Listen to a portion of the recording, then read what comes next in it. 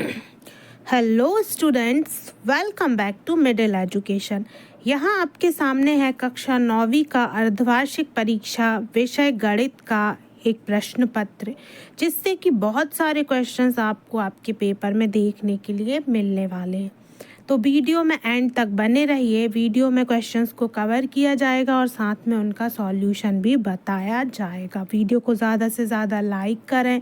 साथ ही साथ यहाँ पे हम देख लेते हैं कि यहाँ आपका विषय दिया गया है गणित, उसका कोड दिया गया है। पेपर जो है हिंदी और इंग्लिश मीडियम दोनों में है। यहाँ आपको रोल नंबर डालना है, यहाँ QR कोड है। टोटल नंबर ऑफ क्वेश्चंस जो है वो है 23 और साथ में टाइम जो है 3 घंटे का है और जो मार्क्स हैं वो हैं 75। फिर आगे बढ़ेंगे, देखेंगे तो यहाँ पे आपके निर्देश दिए गए हैं जिसको आप स्क्रीनशॉट लेके पढ़ सकते हैं। अब आ जाते हैं हम प्रश्न क्रमांक 1 पे। तो प्रश्न क्रमांक 1 है, सही विकल्प चुनकर लिखिए। पहला है, किसी वास्तविक संख्या का निरपेक्ष मान सदैव होता है, तो ये हो जाएगा धन संख्या, ऑप्शन नंबर द। फिर है 64 सही 1/2 का मान है, तो ये हो जाएगा इसका उत्तर 8। फिर है समकोण त्रिभुज की सबसे बड़ी भुजा होती है, तो क्या होती है? कर्ण। फिर त्रिभुज ABC में BC बराबर AB और कोण B बराबर 80 अंश, तब त्रिज्या 5 सेंटीमीटर, तो इसकी ऊंचाई होगी, तो इसका आंसर हो जाएगा 12 सेंटीमीटर। यहाँ डिग्री नहीं है, cm होगा, सेंटीमीटर। उसके बाद फिर 5वां है, बिंदु ऋण 3, 5 स्थित है, तो बिंदु ऋण 3, 5 जो स्थित है वो है द्वितीय चतुर्थांश में। फिर है 6वां, रैखिक समीकरण 2x ऋण 5y बराबर 7 के अनेक हल होंगे। ठीक है, तो सही उत्तर क्या हो जाएगा यहाँ पे? अनेक हल। अब आ जाते हैं इंग्लिश मीडियम वाले भी यहाँ पे देख लें, तो पहले का जो है वो हो जाएगा धन संख्या यानी पॉजिटिव नंबर। दूसरे का जो आंसर हो जाएगा 8 हो जाएगा। तीसरे का आंसर हो जाएगा ऑप्शन नंबर C। उसके बाद फिर है 12 सेंटीमीटर। उसके बाद है सेकंड क्वाड्रेंट और इसका आंसर हो जाएगा मैनी सॉल्यूशंस। ठीक है, फिर आ जाते हैं हम क्वेश्चन नंबर 2। क्वेश्चन नंबर 2 है, रिक्त स्थान भरिए। तो पहला है, जब किसी समीकरण निकाय का कोई भी हल नहीं होता तब निकाय कहलाता है, तो क्या कहलाता है?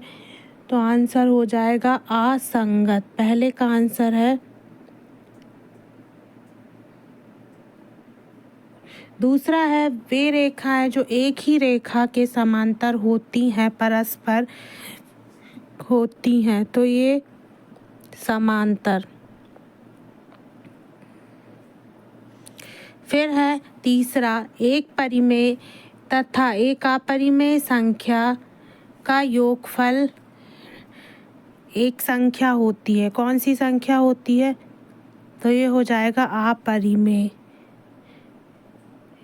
इसका आंसर हो जाएगा अपरिमेय। फिर रैखिक समीकरण AX धन BY बराबर 0 का आलेख एक रेखा है, तो क्या कौन सी रेखा है? एक सरल रेखा है। फिर है दो वृत्त सदैव होते हैं, तो दो वृत्त सदैव होते हैं समरूप। और यहाँ पे कर्णी 2 एक कौन सी संख्या है? तो ये हो जाएगी अपरिमेय।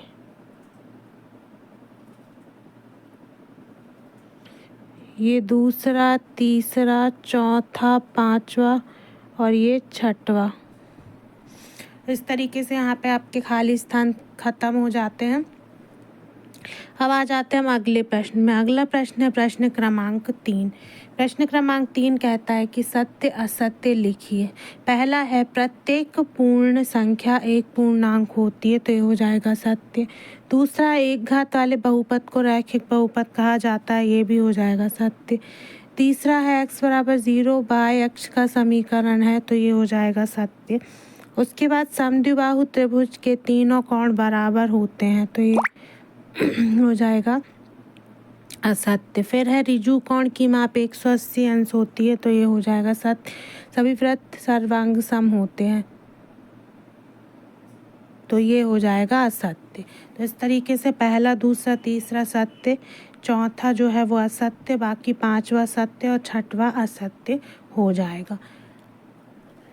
अब आ जाते हैं हम प्रश्न क्रमांक 4 पे। प्रश्न क्रमांक 4 जो है वो है सही जोड़ी मिलाना है।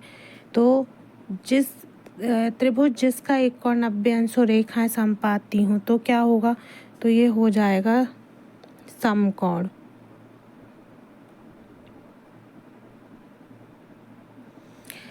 फिर है रेखाएं समपाती हों तो अनंततः अनेक हल। y अक्ष का समीकरण x बराबर 0। फिर है एक्स स्क्वायर ऋण वाई स्क्वायर, तो x धन y x ऋण y। फिर ऋण 5 धन 2 तो ऋण 3। फिर है ऋण 1 ऋण 2, ये हो जाएगा तृतीय चतुर्थांश में। तो इस तरीके से यहाँ पे सही जोड़ी देख लीजिए। 6 थी यहाँ पे एक कॉलम में, तो हमने 6 की जो सही मिलान है वो कर दिया है। अब आ जाते हैं हम 5वें प्रश्न में। 5वां प्रश्न है एक वाक्य में उत्तर लिखिए। पहला है मूल बिंदु के निर्देशांक लिखिए। तो मूल बिंदु के निर्देशांक पहले का हो जाएगा 0 0। दूसरा है रैखिक समीकरण में चर राशि की अधिकतम घात होती है, तो ये हो जाएगा 1।